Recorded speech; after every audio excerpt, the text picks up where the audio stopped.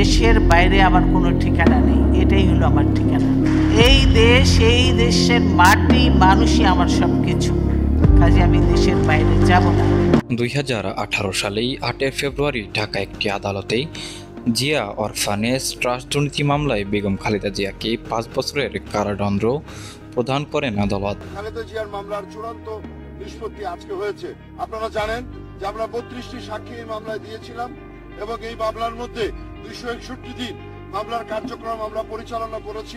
দণ্ড ঘোষণার দিনেই তাকে নেওয়া হয় পুরান ঢাকার নাজিমউদ্দিন রোডে অবস্থিত পুরাতন কেন্দ্রীয় কারাগারে।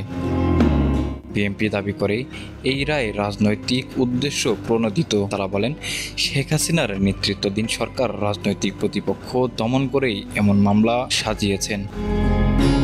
কারাগারে বেগম খালেদা জিয়ার শরীরের অবস্থা অবনতি ঘটায়। পরে তাকে বঙ্গবন্ধু শেখ মুজিবুর মেডিকেল বিশ্ববিদ্যালয় হাসপাতালে স্থানান্তর করা হয়। সেখানে দীর্ঘদিন চিকিৎসাধীন অবস্থায় ছিলেন বেগম খালেদা জিয়া। 2020 সালে 25শে মার্চ করোনা মহামারীর সময় সরকার মানবিক বিবেচনায় খালেদা জিয়াকে শর্ত সাপেক্ষে মুক্তি দেয়। তবে সেই মুক্তি ছিল গৃহবন্দীদের মতোই, কারণ তিনি বাড়িতে থাকলেও বিদেশে চিকিৎসা নিতে যেতে পারেননি এবং সব রাজনৈতিক কার্যক্রম থেকেও বিরত রাখা হয়।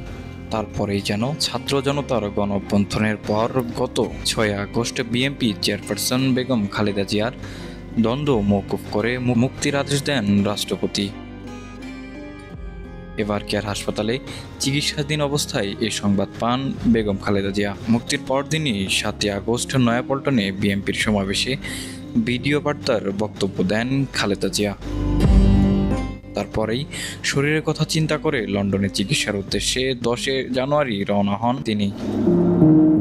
লন্ডনে গিয়ে দীর্ঘ সময় পর দেখা হয় ছেলে তারেক জিয়ার সাথে।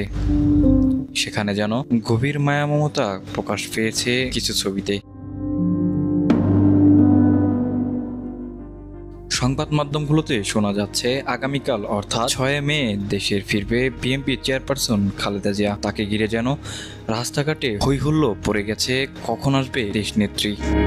তবে অনেক বিএনপি নেতাগণ আশঙ্কা করছে এখানে সাধারণ মানুষ রূপে কিছু কুচক্রী মহল ঝামেলা পাকাতে পারে। সে ব্যাপারে লক্ষ্য রাখার জন্য আইন শৃঙ্খলা বাহিনীর কাছে আবেদন করেছে বিএনপির মহাসচিব। দেশে এসে যেন বিএনপির হাল ধরার জন্য প্রস্তুত রয়েছে খালেদা জিয়া, এমন একটি নিউজ নেট দুনিয়ায় ভাইরাল হয়েছে। তবে কি তার সুস্থতার মধ্য দিয়েই রাজনীতিতে নতুন একটি আলোক পরিবর্তন আসতে চলেছে, সেটা এখন দেখার বিষয়। শহীদ হয়েছেন এবং সম্প্রতি। জুম্মা টিভি, ঢাকা।